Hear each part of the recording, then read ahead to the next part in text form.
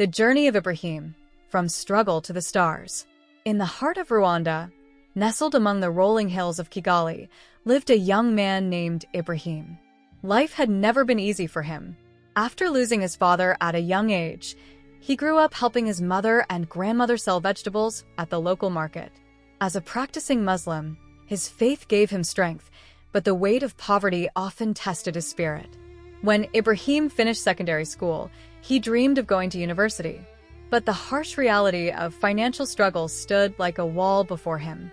Jobs were scarce, and months of searching led only to dead ends and growing despair.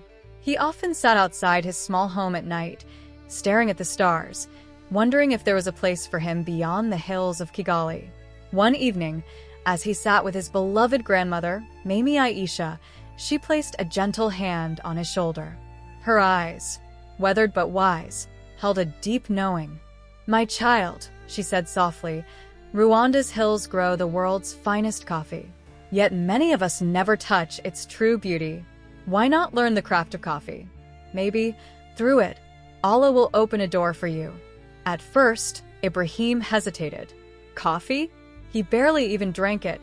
But trusting his grandmother's wisdom, he enrolled in a small barista training center that had recently opened in the city.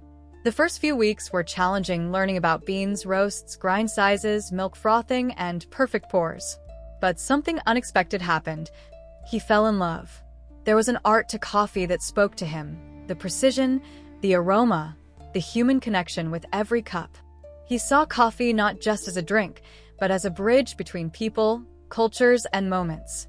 Driven by passion, Ibrahim became one of the top students at the center. His lattes carried perfect rosettas.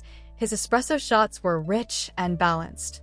Word spread, and soon, through a partnership the center had with recruiters abroad, he received a job offer from a renowned cafe in Doha, Qatar. With a mixture of fear and excitement, he said goodbye to his family, carrying with him a small bag, a prayer mat, and his grandmother's old tasbih, prayer beads, for comfort. The Middle East was dazzling. Skyscrapers, sprawling malls, and an endless sea of people from every corner of the world. But inside the cafe, amidst the hiss of steam wands and the gentle clinking of cups, Ibrahim found a second home. His talent quickly earned him promotions, and soon he became a lead barista, training new staff and designing signature drinks inspired by Rwandan coffee traditions.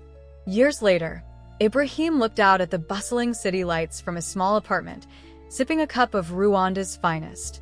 He thought of his grandmother's words and smiled. He prayed a quiet prayer of gratitude. His journey had not been easy, but it had been his, and coffee, once a distant stranger, had become the vessel that carried him to a new life. And every Friday, after Jumu'ah prayer, he would send a portion of his earnings back home, to the little house among the Kigali hills, where a wise grandmother still smiled, knowing she had seen the stars in her grandson before he could see them himself.